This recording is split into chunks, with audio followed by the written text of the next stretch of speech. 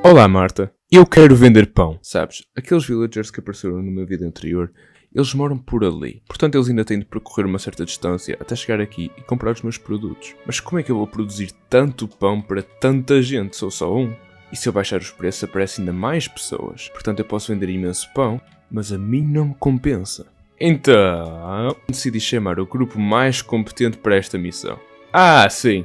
Fornecedores, suppliers. Seja bem-vindo a mais um vídeo de economia. Hoje vamos falar sobre a supply curve, o que é uma derivada e sobre elasticidade. Começando com a supply curve, temos que perceber porque é que ela existe.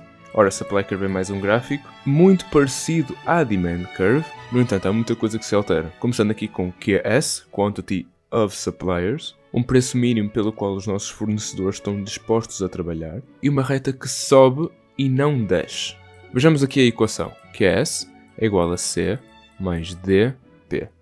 O C é uma constante, o D representa a sensibilidade dos nossos fornecedores à mudança no preço. O D também será um número que se manterá, no entanto, vai ser sempre multiplicado pelo preço. Tal como a demand curve, aqui é igual a C sobre D. Não obstante, há certos exercícios que a professora nos pode dar em que o C é abaixo de zero, ou seja, é um valor negativo. Quando isso acontece, simplesmente multiplicamos esta divisão por menos 1, porque não vamos estar a trabalhar com valores negativos em relação ao preço, como eu já mencionei no vídeo anterior. Mas porquê é que esta supply curve existe? Muito simples, eu não consigo fazer pão e sustentar a minha família ao mesmo tempo, ok? É difícil, eu tenho de comer. Ora, eu quero ver o comportamento dos meus consumidores com a demand curve e dos meus fornecedores com a supply curve em relação ao que eu estabeleço como preço do meu produto. Mas por agora já deves ter chegado à conclusão de que quanto mais dinheiro eu der a estes mongols, mais felizes eles ficam. No entanto, para isso acontecer, eu tenho de fazer com que o meu produto seja mais caro, o que vai atrair menos pessoas. Então, o que é que eu vou fazer? Muito simples. Vou juntar as duas retas, porque agora eu sei qual é o preço ideal que satisfará a maior quantidade de consumidores que eu conseguir e também os meus fornecedores. E acredites ou não, é aqui que termina a supply curve. Não nos podemos esquecer, claro, dos fatores que podem influenciar a nossa empresa, a quantidade de vendedores, a política, o estado social, tudo mais. Nós, por enquanto, estamos só a analisar o que é que acontece se nós mantermos todos os outros fatores que possam influenciar a nossa empresa como constantes. E vamos só focar-nos no que é que acontece se nós alterarmos aqui o nosso preço. Parece ser um bocado profundo para vender pão, mas é importante à mesma. Ora, agora vou deixar aqueles cavalos na chuva e vou-te explicar sobre aquilo que é uma derivada. Imagina um gráfico daqueles mesmo assim. Ora, quando nos referimos a uma derivada, estamos a referir-nos a uma reta que nasce de um ponto pertencente ao tal gráfico ou função, como queiras chamar. Como é que essa reta é? Imagina que agora pegavas de uma régua e tentavas passá-la por esta curva, esta parte aqui um bocado mais estreita, esta curva aqui e depois esta descida. É exatamente assim que uma derivada funciona. Podemos ter este ponto aqui e só tens de imaginar que estás aqui a colar uma régua mesmo ao lado do gráfico. E é daqui que nasce uma reta derivada de um certo ponto numa função. Pessoalmente, esta é a forma mais prática de compreender para resolver os exercícios de economia, porque para chegar a uma conclusão destas é preciso muitos cálculos. Voltaremos à demand curve, por exemplo, e esta é a nossa equação. Ora, eu vou-te ensinar a utilizar as derivadas num exercício na nossa fase de economia. Imagina que agora estavas a passar a régua por esta reta. Qual é que seria o declive consoante os pontos? Seria o mesmo. E essa é a primeira coisa que tens de compreender para compreender a fórmula da elasticidade. Derivada de QD, derivada de PX. Ora, isto tem um sentido fora do convencional. Isto não é uma divisão. Isto é a derivada de QD quando está em função aqui do preço. Ou seja, a derivada desta equação toda, porque de facto estamos a ver o que é que acontece ao QD em função do preço. Mas não acaba por aqui.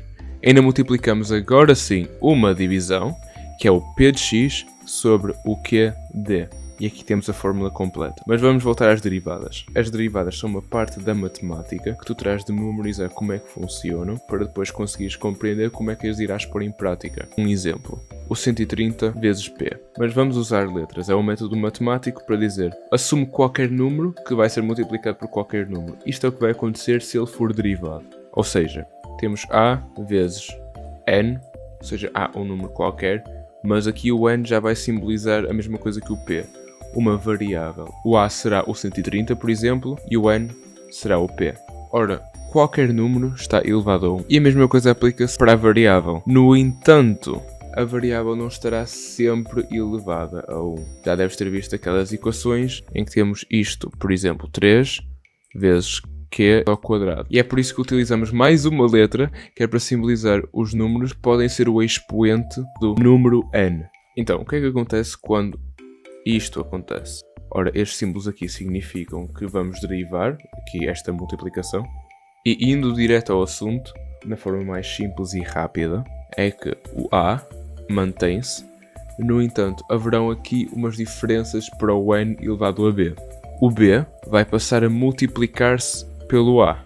O n também continua na multiplicação, só que o seu expoente vai perder uma unidade. Esta é a forma mais rápida e simples de derivar uma multiplicação, o que é bastante útil na área da economia. Mas o que é que acontece aqui ao p de x? Não temos nada aqui a dizer que é o p de x ao quadrado ou elevado a 8. E o que é que acontece aqui ao 2000? Primeiro vamos com o p de x. Temos menos 130 vezes o p de x vezes 1, porque não precisamos sempre de simbolizar onde é que está o 1 na matemática. Qualquer coisa a multiplicar por 1 é 1, e qualquer coisa que exista uma vez é essa mesma coisa. E temos aqui o p de x. No entanto, temos o expoente a perder uma unidade. E eis o que é que acontece quando é igual a 0. Temos 3 por 3. Temos 3 uma vez aqui em cima e temos 3 uma vez aqui em baixo. Quando estamos a multiplicar dois números iguais ou a dividir dois números iguais, apenas fazemos alterações nos expoentes. Quando nós dividimos dois números iguais, isto é a mesma coisa que dizer, lembra-te do sinal de equivalência? Temos 3 elevado a 1 menos 1, porque na divisão nós vamos subtrair o expoente aqui do denominador ao expoente do numerador. Ou seja, 3 elevado a 0 é igual a 1. É por isso que qualquer número elevado a 0 não é 0, apesar de ser algo bastante intuitivo de dizer, mas sim 1. Ou seja, isto é a mesma coisa que dizer que temos 130. Porque temos 130 a multiplicar por 1, a multiplicar por 1 outra vez. E agora o que é que acontece aqui com o 2000? Já é um caso diferente. Vamos pôr isto numa representação gráfica. Nós vimos no vídeo anterior aquele exemplo y igual a 2x. E dávamos uma reta. Essa reta tinha um declive. Neste caso, nós não estamos a multiplicar por x em nenhum ponto. E é literalmente isto que acontece. Porque não importa o valor de x, isto até pode ir para valores de x negativos. Não vai acontecer nada a este número porque não está a ser multiplicado por x. Ou seja, a reta é esta. E o que é que dizemos sobre esta reta? Dizemos que o seu declive não existe. Portanto, se nós passássemos uma régua por aqui, não iria acontecer nada à régua. No entanto, se nós tivéssemos uma reta diferente à mão, como a da Demand Curve, a reta já ia descer. A reta tinha um declive, mas era um declive negativo. Aqui é um declive nulo. Então o que é que isto significa? O que é que fazemos com esta informação e este valor aqui? Quando temos uma constante a ser derivada, vai sempre dar 0. Se algum dia ouvires alguém a dizer reta tangente ao gráfico, referem-se à reta derivada. Isto significa que a derivada de QD é 130. Temos menos 130 vezes o P de x sobre o QD.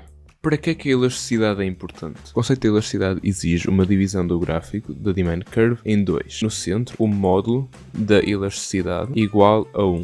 O módulo refere-se ao valor absoluto, ou seja, quão longe é que este número está do número 0, 2 unidades. E a mesma coisa aplica-se para este número, 2 unidades. Ou seja, o módulo de menos 2 é 2. O que é negativo passa a ser positivo, o que é positivo continua a ser positivo.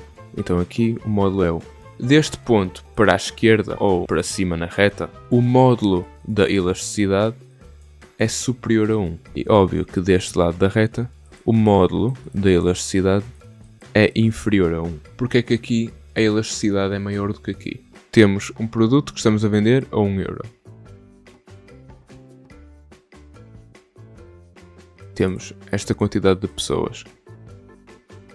Vamos vendê-lo a 4 euros. Perdemos algumas pessoas. Aqui dissemos que a elasticidade é muito alta porque a mínima mudança de preço pode significar a perda de clientes que que sejam mesmo muito valiosos para a nossa empresa. Então nas 3 partes do gráfico tem-se o seguinte. Na parte em que tem o módulo da elasticidade superior a 1, significa que qualquer que seja o valor superior a 1 resultante daquela conta da elasticidade, será em percentagem a quantidade de consumidores que tu perderás se tu aumentares o teu preço por 1%. E a mesma coisa aplica-se ao inverso. Se tu diminuires o preço por 1%, és capaz de ganhar essa mesma percentagem em consumidores. No centro, se aumentas o preço por 1%, perdes 1% dos teus consumidores. Se diminuires o preço por 1%, ganhas mais 1% dos teus consumidores. Quando o módulo da elasticidade é inferior a 1, a mesma lógica também é aplicada. E aqui mesmo dá-se por terminada a nossa segunda sessão de estudo de economia. Tchau!